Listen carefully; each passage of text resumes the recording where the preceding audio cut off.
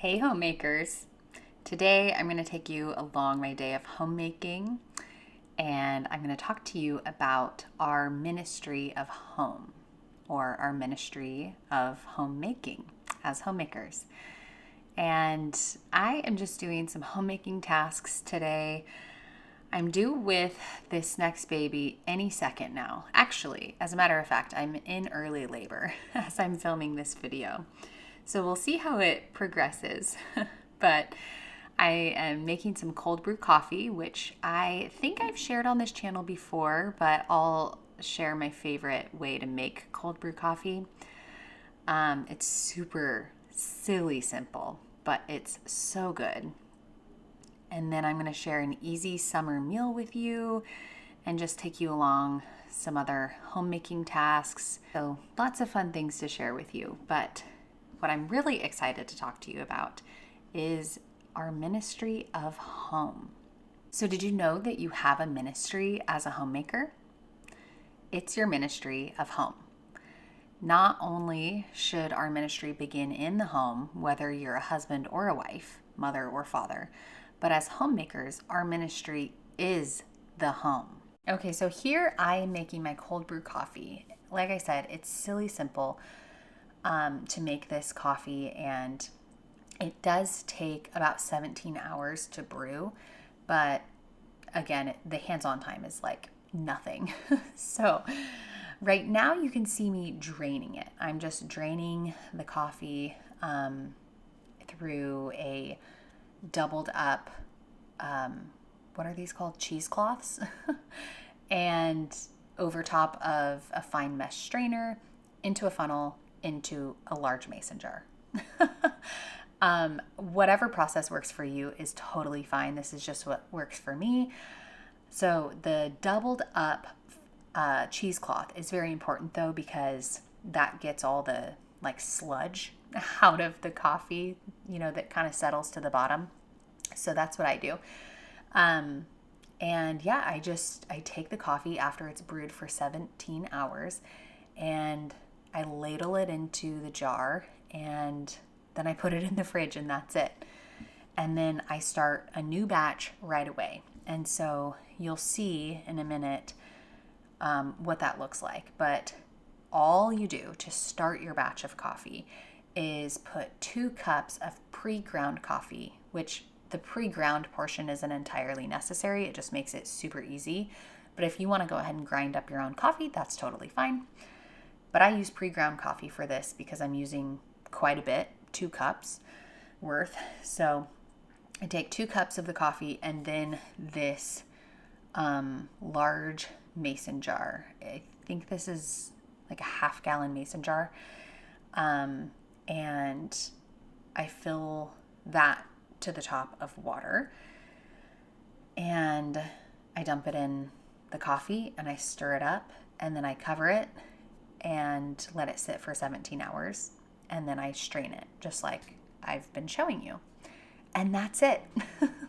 So the ratio for the cold brew is 200 grams of the ground coffee and then 1,600 grams of filtered water. So if you're interested in doing this yourself, that's obviously personal preference, but that's what I have found to be the best tasting. For reference, we like really strong coffee. I feel like mamas need strong coffee.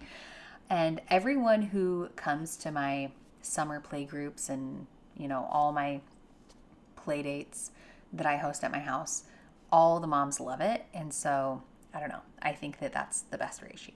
But you can be the judge of that. So let's first take a look at the Proverbs 31 woman and see what she exemplified in her ministry of home.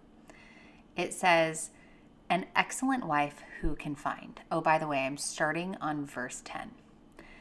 An excellent wife who can find. She is far more precious than jewels. The heart of her husband trusts in her, and he will have no lack of gain. She does him good and not harm all the days of her life. She seeks wool and flax and works with willing hands. She is like the ships of the merchant. She brings her food from afar. She rises while it is yet night and provides food for her household and portions for her maidens. She considers a field and buys it. With the fruit of her hands, she plants a vineyard. She dresses herself with strength and makes her arms strong. She perceives that her merchandise is profitable. Her lamp does not go out at night. She puts her hands to the distaff, and her hands hold the spindle. She opens her hand to the poor and reaches out her hands to the needy. She's not afraid of snow for her household, for all her household are clothed in scarlet. She makes bed coverings for herself. Her clothing is fine linen and purple. Her husband is known in the gates when he sits among the elders of the land. She makes linen garments and sells them. She delivers sashes to the merchant. Strength and dignity are her clothing, and she laughs at the time to come. She opens her mouth with wisdom, and the teaching of kindness is on her tongue.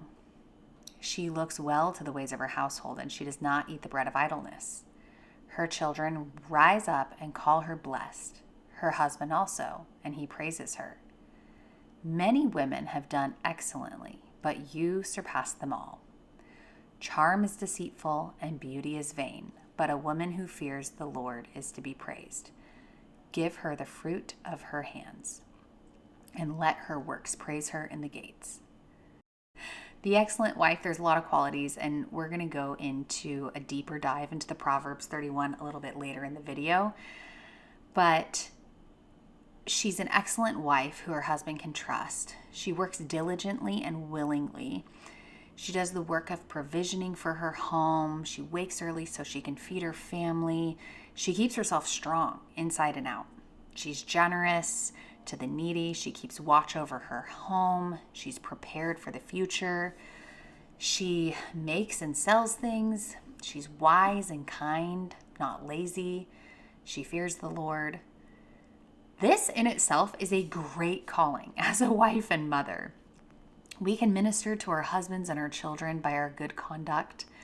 We can serve our homes well by working diligently and loving and training our children. What a high calling. So there was a time when I was actually asked to serve in my church in a way that was super exciting, but it would have been very time consuming. And when I consulted my mentor, she told me to remember that my first ministry is my home. And if that's not completely in order, then my focus should be there before any outside ministry. When she reminded me of this, it forced me to evaluate if I had my ministry of home fully in order, and if I could honestly say that I was ready to take on ministry outside of the home. 1 Timothy 3:5 says, "For if a man not know how to rule his own house, how shall he take care of the church of God?" So by no means is this meant to discourage you from volunteering in your church.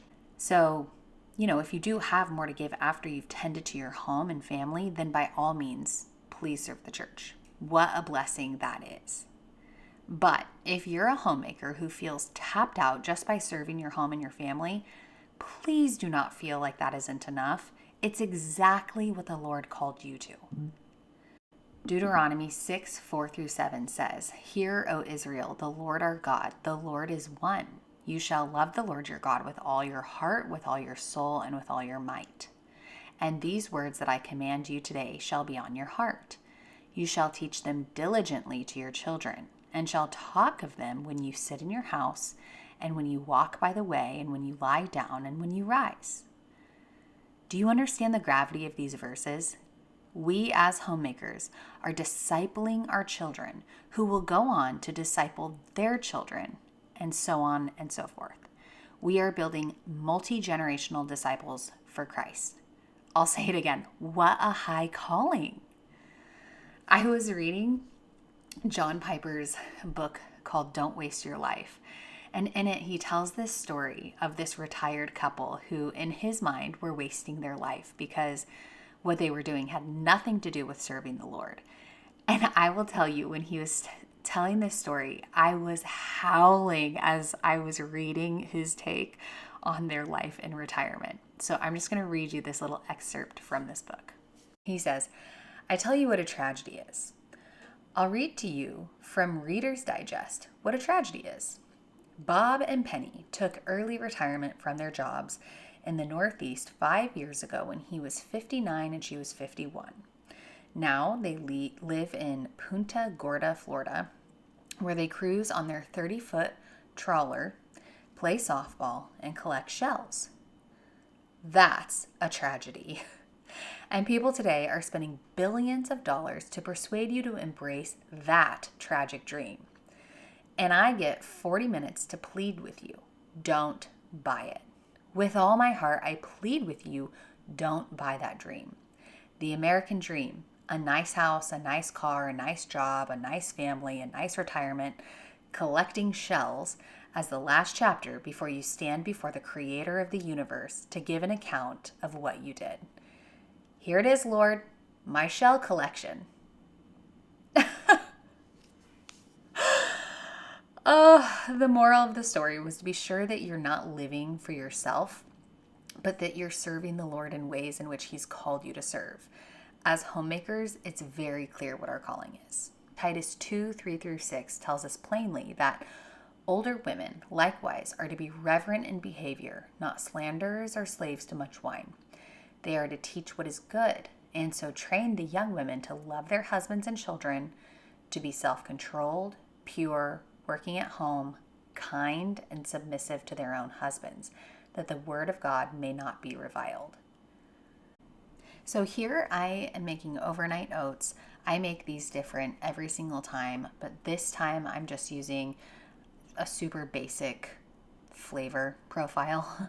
I'm doing brown sugar, kind of inspired. I'm using that Swerve 0-calorie brown sugar.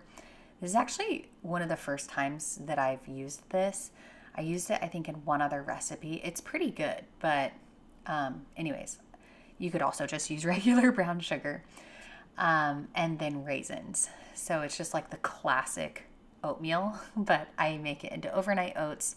So I put all the ingredients together, cover it up in this big bowl, pop it in the fridge, call it a day. It's super simple, but I love having this on hand because I can just take a scoop out, put it in a bowl for the kids, and they love this. And usually I'll serve it alongside eggs so that they can get a little more protein. But I do throw in chia seeds, hemp seeds, pepitas, walnuts, and some other things in there so that it kind of bulks it up a little bit and is a little bit more satisfying, just in case that is all they eat for breakfast. But it's really easy. And also, since I do think that I'm going to be having our baby here very quickly, within the next couple days, hopefully, I wanted to have this on hand in the fridge so that whoever is watching my children is able to just, have an easy breakfast for them. So like I said, I'm not following any sort of recipe for the overnight oats, but it's oats and then your milk of choice. It could be milk or a plant-based milk, whatever you drink. You could even use water too. And then I did a little bit of maple syrup and then that Swerve brown sugar inspired sweetener. But you could just use brown sugar. So it kind of gives it, because of the chia seeds, like a chia pudding / overnight oats inspired situation. I don't know. And then raisins. Oh, I put collagen in there too. Just, for the added nutrients. And I think that's it. But again, I make this all kinds of ways. Oh, I added walnuts to this too. But sometimes I'll do like a Chunky Monkey inspired flavor profile where I'll mash up bananas and that'll be part of the liquid base. And then I'll put walnuts and cacao powder. So you can do all different kinds of flavors. But yeah, I just keep this big bowl in my fridge and it's great for an easy breakfast in the morning. So what can our ministry of home look like exactly? So that's what I'm going to go into in the rest of this video is how can we steward this ministry well? The first thing I can think of is to set a good example for those in our home of how a Christian behaves. I think of Titus 2 when it says women are to be reverent and good, self-controlled, and pure, kind and submissive to our husbands. So we can emulate these traits to those in our own house, but we can also emulate these traits to anyone who we bring into our home. And I think that that's a really big part of our ministry as homemakers. Another obvious way to minister in your home is to teach your children about Jesus, regardless of whether you homeschool or not. Don't leave this up to the schooling system. Even if your children are in private school, you are to be the expert and you want to be the one that your children come to when they have questions. So it's your job to keep these lines of communication open. Remember Deuteronomy 6:7, which says, "You shall teach them diligently to your children, and shall talk of them when you sit in your house, and when you walk by the way, and when you lie down, and when you rise." So always be teaching your children the Christian way. So dinner tonight is a super easy summer meal. I love this kind of dinner because I can make it pretty much completely in advance and just serve it up when it's dinner time, just by pulling out all the ingredients. So it's a nourish bowl, and you can do these all different ways using whatever ingredients you have on hand. But today I had sweet potatoes, I hard-boiled some eggs, I did quinoa, and then I put some spinach in the quinoa so that it wilted up. I had pickled asparagus and pickled onions, avocado, and then I had made earlier in the week a honey mustard sauce, and so I just used that to top it off. But that was dinner, and my favorite way to hard boil eggs is so simple, but it makes the shell come off so easily. You get the pot of water boiling, then you add the eggs. We like to do a jammy egg, so I do an 8-minute boil, and it makes it nice and jammy. And then you put the eggs in an ice bath, and then let them completely cool down. And then you peel them over just like a small stream of running water, and they come right off. So that's how I do hard-boiled eggs. Hospitality is another great way to minister in your home. As a mom to littles who often meets other moms of littles, I like to open my home to play dates with other moms. I try to be hospitable and have snacks and drinks to serve and fun toys or activities for the children. I just love being able to offer, something that may brighten a homemaker's week. And I don't know, just offer something for us moms to look forward to. Also, we're so blessed to have a really big backyard with lots of space for the children to play and roam. So I also host a summer play group where I invite all the mamas I know over to let their kids play while we sip on cold brew coffee, eat snacks, and chat, and it's just a really good time. So like I said before, the Proverbs 31 woman exemplified the ministry of home at its finest. She has a husband who trusts her because she does him good all her days. So what would this look like? I find that simply taking care of my husband when it comes to feeding him, managing the home, and giving him lots of good loving is what makes him feel taken care of.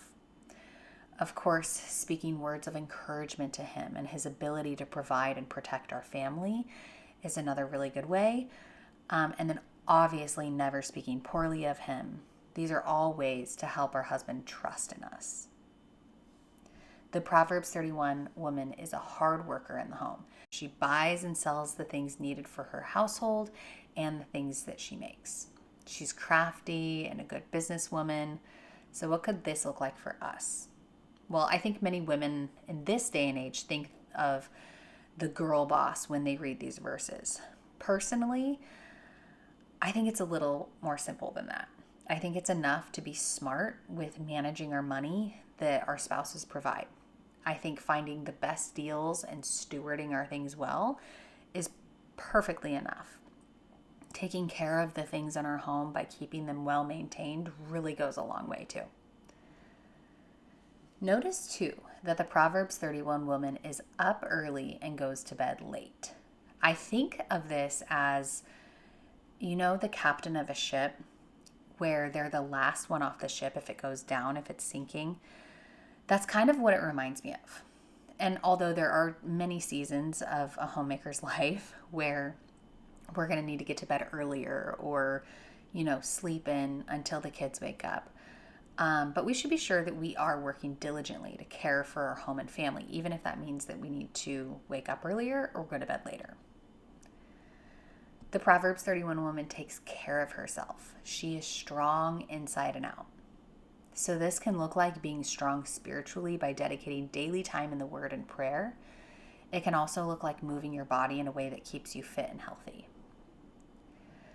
The Proverbs 31 woman was generous to the needy. So she extended her ministry of home outside the four walls of her home by serving others when she was able.